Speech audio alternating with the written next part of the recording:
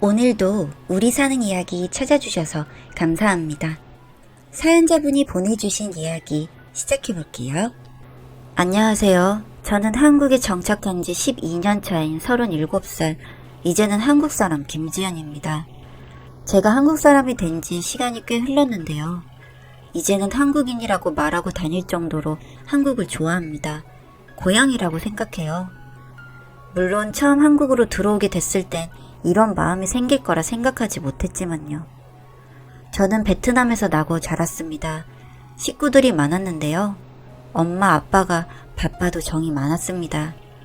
저희 집은 농업을 했고 또 저도 자라면 집에서 농업을 하게 될 거라 생각했었는데 제가 자라면서 국제결혼이 인기가 많았어요. 한국 사람과 결혼만 잘하면 돈 걱정은 없다는 그런 소문이 많았었는데 저희 엄마 아빠도 국제결혼으로 저를 보내려고 하시더라고요. 저는 전혀 모르는 다른 나라 사람을 만나는 게 너무 두려웠어요. 좋은 소문이 많아도 나쁜 소문도 많았으니까요. 결혼정보업체에 국제결혼 대기자 신청을 해놓고 때를 기다리고 있다가 드디어 결혼 자리가 마련됐어요. 베트남으로 찾아온 남자는 나이가 꽤 많은 아빠랑 비슷해 보였습니다. 그 사람이 베트남에 2주 정도 머무르면서 이미 다른 여자들 손을 봤는데 마음에 안 들어서 다음 차례로 제가 되었다더라고요. 저와 일주일 동안 데이트 같은 걸 하는 동안 말 때문에 조금 힘들었던 것 말고는 사람은 나쁘지 않아 보였습니다. 그리고 설사 나쁜 사람이라고 해도 이미 국제결혼을 해봤던 친척들이나 마을 사람들이 도움을 줄 것이라 약속을 해주기도 해서 안심하고 결혼을 하기로 했습니다. 결혼식은 베트남에서 했습니다. 신혼여행 겸 3일 정도 베트남에서 지냈죠. 그리고 한국으로 떠나는 날 엄마와 저는 많이 울었습니다. 한국에 도착 후 다시 버스로 또 버스를 타고 온 곳은 저희 베트남과 달라 보이지 않던 시골이었습니다. 처음 도착한 하루, 그날 쉬어본 후 다음 날부터 남편을 따라 농사일을 배우기 바빴습니다. 남편이 돌보는 땅은 너무 넓었고 작물도 너무 많았습니다. 대부분 베트남에서 키우던 작물과 비슷했지만 방법이 달라서 새로 익히는데 시간이 걸렸습니다. 저의 하루는 매우 바빴습니다. 새벽부터 남편과 밭을 일구러 떠난 뒤 다시 집에 와 아점을 차리고 치우고 다시 밭으로 일을 떠나고 집에 와 저녁을 차리고 치우고 집 청소도 해야 했고 다음날 할 일도 미리 준비해 놓아야 했습니다. 남편이 제게 모든 일을 맡긴 건 아니었지만 아직 낯선 제게는 너무 많은 일이었습니다. 그렇게 남편을 따라 도착한 시골에서 6개월 정도를 머물고 나니 마을 사람들이 집으로 찾아와 축하한다고 인사를 해주더라고요. 그 중에는 남편의 형제 자매들도 있었습니다. 혹시나 저와 같은 베트남 사람이 있진 않을까 기대를 했는데 아무도 없더라고요. 그 점이 조금 아쉬웠습니다. 저는 매일같이 밭을 일구러 나가야 했고 한국어를 배울 시간은 잠을 아낀 잠깐의 시간밖에 없었습니다. 남편과 저의 대화도 길 수가 없었어요. 밥, 가자 밭에, 이거 해 저기까지 등등 짧은 의사소통들도 거의 농사에 관련된 것뿐 남편과 저 사이에 의견을 나눌 만한 긴 틈은 없었습니다. 같이 말이 통하는 사람이 좀 있었으면 좋겠다고 생각했는데 그 점이 너무 아쉬웠어요. 제 마음이 너무 우울했던 그때 같은 마을 사람 중에 젊었던 언니가 제게 잘해주면서 조금 견딜 수 있었어요. 그 언니 이름은 경미. 30대 후반이었고 서울에서 살다가 내려온 똑똑한 사람이라고 들었어요. 제게 무척이나 잘해주었습니다. 가끔 반찬을 너무 많이 만들었다며 한가득 안겨주기도 했고 한국어 공부할 때 도움이 되는 책들도 사주기도 했습니다. 그러면서 혹시 어려운 일이 있으면 말해달라고까지 했어요. 남편의 자매분에게 예전에 일이 힘들어요 라고 말한 뒤 남편이 그 말을 듣곤 제게 큰 소리를 냈었는데 그렇게 한 뒤로 마을 누구에게도 아무런 말도 하지 않았습니다만 이 언니는 그러지 않았어요. 참 좋은 사람이었습니다. 제가 한국으로 시집 온 후 가장 좋아하는 날이 있어요. 바로 시내로 나가는 날이요. 남편도 엄청 모진 사람은 아니어서 가끔 베트남 집에 돈을 보내주기도 했습니다. 그때는 엄마가 다쳐서 걱정이 많았었는데 남편이 도와줘서 정말 고맙게 생각이 들었어요. 그런 뒤로 가끔 시내에 저를 데려가기도 했는데 그런 때마다 화장품도 좋은 거 사주고 옷도 사주기도 했습니다. 가끔은 한국의 유명한 홍삼을 사서 베트남으로 보내주기도 했어요. 이때까지의 제 생활은 베트남에서 와도 별반 다를 게 없었어요. 사실 더 좋은 사람을 왜 못 만나고 이 사람일까 생각이 들기도 하지만 베트남으로 돌아온 친척 언니를 보면 지금 이 남편이면 나쁘지 않다고 생각했었으니까요. 그렇게 결혼하고 수년 정도가 지났을 때도 저희 부부에게 아이는 들어서지 않았습니다. 그게 저는 또 불안하고 그랬어요. 아기도 못 낳는다고 쫓아내면 어떡하지? 처음에는 남편과 잠자리가 싫었는데 아이를 가지지 않으면 쫓겨나지 않냐는 친척 언니 말에 겁이 나서인지 남편의 요구에도 쉽게 응하기도 했지만 소식은 들려오지 않더라고요. 대개 한국 남자들은 결혼하면 아이를 갖고 싶어 한다고 들었는데 남편은 좀처럼 급하지 않은 듯 했어요. 저도 그렇게 남편을 닮아 급하지 않게 생각해 볼 때쯤 이제는 다른 게 눈에 띄었습니다. 농사일을 하면서 이 작물이 단가는 얼마에 팔았고 총 수량은 어떻게 되는지 저도 모를래야 모를 수가 없었는데 1년에 버는 금액은 1억 정도가 되었습니다. 그런데 남편은 제게 용돈도 쉽사리 주지 않았습니다. 그렇다고 저와 그 돈을 공유하지도 않고 혼자 감춰뒀습니다. 제가 돈을 달라 하면 안 줄 것 같아서 집에 돈을 붙여달라고 했을 때도 남편은 주기 싫어하더라고요. 한국에 들어온 지 7년째인데 아직도 저를 못 믿어하는 남편이 이해가 안 되더라고요. 그런 얘기를 경미 언니에게 했더니 아무래도 네가 아이가 안 생기니 돈을 주면 도망갈까 그런 게 아니겠냐고 했었어요. 저는 어이가 없었죠. 결혼을 했는데 제가 무슨 도망을 가느냐며 억울했습니다. 아이는 들어서지 않지. 남편은 돈을 꽁꽁 감춰뒀습니다. 저를 좀 더 믿어줬으면 했습니다. 잘해주면 믿어줄 거라 생각은 들었지만 마음처럼 잘해주는 게 쉽지 않았어요. 그렇게 1년이 더 흘렀을 때 저에게 아주 충격적인 일이 발생했습니다. 아침에 일어나서 보니 남편이 숨을 쉬지 않더군요. 네, 남편은 그렇게 세상을 떠났습니다. 사인은 심장마비였어요.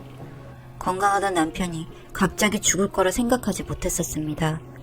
병원으로 남편의 형제들이, 친척들이 들이닥치고 나서야 저도 정신을 차릴 수밖에 없었습니다.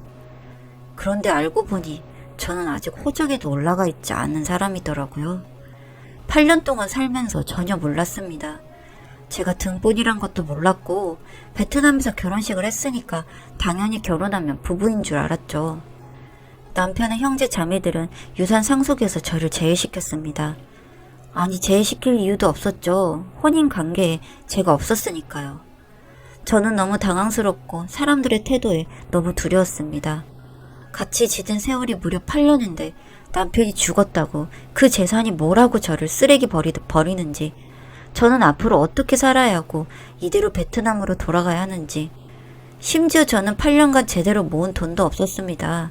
통장이 없으니까 집안 항아리에 현금을 조금씩 모아두긴 했어도 제가 8년치 일한 돈도 한 푼 없이 쫓겨날 수는 없었어요. 도움이 필요했어요. 경미 언니에게 달려갔습니다. 어떻게 해야 하냐고. 저는 사실 바라는 거 없습니다. 이미 결혼된 여자라 베트남 돌아가도 재혼은 힘들겠지만 이렇게 아무것도 없이 쫓겨나는 건 아니지 않냐고. 나 8년 일한 거 돈 받아야 해요. 나 남편과 결혼했어요. 저도 부인인데 이 사람들이 저를 거짓말쟁이로 만들었어요. 어떻게 해야 하는지 도와줄 수 있는지 물었어요. 경미 언니와 저는 병원으로 향했습니다. 병문안도 안 된다는 남편의 형제 자매들 앞에서 경미 언니가 말을 해줬습니다. 춘승이 아저씨가 죽어서 얼마를 남겼는지 모르지만 얘가 일한 8년치라도 줘야 하지 않겠냐며 사람들이 어찌 이리 매정하냐고 하니 남의 집안일을 껴들지 말라더군요.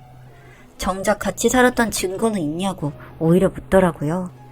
결혼식 사진도 없는데 우리가 째를 어떻게 믿고 돈을 주냐며 8년 동안 일한 게 맞는지 누가 아냐고 언성을 높이더라고요. 그때 언니가 내가 8년 동안 매일 봤고 당신들도 매일같이 보았으면서 어디서 시침이야. 딴 나라에서 왔으면 이렇게 무시해도 돼? 어? 당신들 큰 코 다칠 거야. 라고 제 대신 화를 내주었습니다. 참 고마웠습니다. 그저 제 편이 되어주는 사람이 있다는 것만으로도 눈물이 났습니다. 말이 안 통한다며 저를 데리고 집으로 온 경미 언니가 동네 집집마다 있는 CCTV를 보더니 저것부터 챙겨 하며 집부터 시작해서 CCTV 동영상에 녹화되어 있는 자료를 챙겨놔야 한다며 읍내에 있는 컴퓨터 수리를 하는 아시는 분을 불러 CCTV 영상을 모았습니다. 집에 있는 영상은 원본으로 수집했고 나머지 집들에서는 사본을 구해놓았습니다. 그러면서 우리가 동영상 가져갔다는 소리랑 하지 말아요. 어디 사람 할 짓도 아닌 짓거리들 하는디 알려주면 같이 짐승 되는 거예요. 라며 동네 사람들을 일일이 찾아다니며 영상을 얻어서 입단속을 시킨 후부터 사전 동의가 없는 녹음도 하였습니다. 다시 병원에 방문해서 남편의 친척들과 말씨름을 하면서 녹음을 했거든요. 일단은 증거란 증거는 다 모았고 시내로가 상담을 받아봤습니다. 변호사에게. 변호사가 증거가 이걸로는 사실혼의 증거가 되지 않는다더라고요. 상견례를 한 적이 있었냐는 말에도 할 말이 없었습니다. 남편분의 형제들이 혼인에 대해 부정하니 주변 지인 증거도 경미님 한 분이면 부족한데요. 가장 좋은 건 사진입니다. 결혼 사진이요. 그러자 번뜩 떠올랐습니다. 베트남에서 결혼식 했어요. 사진도 거기 있어요. 아니 왜 베트남에 있죠? 한국에 안 들고 왔나요? 남편이 사진이 구리다고 한국에서 다시 찍자고 해놓고 일하기가 바빠 찍을 새도 없었어요. 얼른 확인해보세요. 아직 사진이 있는지. 사진이 있다고 하면 한번 소송해보세요. 이건 인정됩니다. 경미 언니 휴대폰으로 베트남 집에 전화해서 저희 부부 결혼사진 있냐고 물었죠. 있다고 합니다. 처음 남편이 베트남 와서 지내는 동안 찍은 사진만 몇십 장이 넘는다고. 엄마에게 자세한 설명은 나중으로 미루고 그 사진들 당장 보내달라고 했습니다. 어디 저렴한 곳에 맡기지 말고 안 잃어버리게 베트남 시내로 가면 페덱스에 맡겨서 보내달라고 했습니다. 사진이 확보되었고 매일같이 남편과 밭으로 나가고 집으로 같이 들어오고 한 방에 불이 꺼지는 모든 영상들이 있다고. 사진이 도착하기까지 시간이 걸렸지만 변호사님이 고소를 하고 나면 시간이 생기고 그 사이 재산 배분은 하지 못할 것이라고 걱정 말라고 했습니다. 아마 남편네 형제나 친척들은 집에 사진 하나 없고 등본에 제가 없으니까 그걸로 재산을 갈취하려 했겠지만 실수한 거죠. 사람이길 포기했다가 망할 거예요. 얼마 뒤 재판이 열렸고 저와 남편의 관계는 법정에서 사실혼으로 정리가 되었으며 영주권이 생겼고 저희 베트남 이름 데바드앱 지앱다라고 한글로 새겨진 주민등록증도 받았습니다. 저와 남편의 관계를 알고서도 그의 재산을 갈취하려 한 점이 인정이 되어 그들은 법의 심판을 받았고 주모자인 한 명은 실형을 면치 못했습니다. 그 뒤 저는 경기도로 올라왔고 경미 언니의 도움으로 집을 구할 수 있었습니다. 그리고 저는 나라에서 주관하는 수업으로 한국어 수업을 들었고 몇 년이 더 흘러서 현재는 베트남에서 제품들을 직구하는 스마트 스토어를 오픈한 후 꾸준히 사업을 확장하고 있습니다. 저를 무시하는 사람들이 많았지만 현재는 그런 사람도 없고요. 좋은 한국의 친구들도 많이 사귀었습니다. 그리고 조만간 결혼을 할 것도 같습니다. 어려울 수도 있었던 한국 생활이 한국 사람의 도움으로 새로운 삶을 살고 있습니다. 그리고 저도 나쁜 것보다 좋은 것만 생각하며 지내고 있어요. 감사합니다.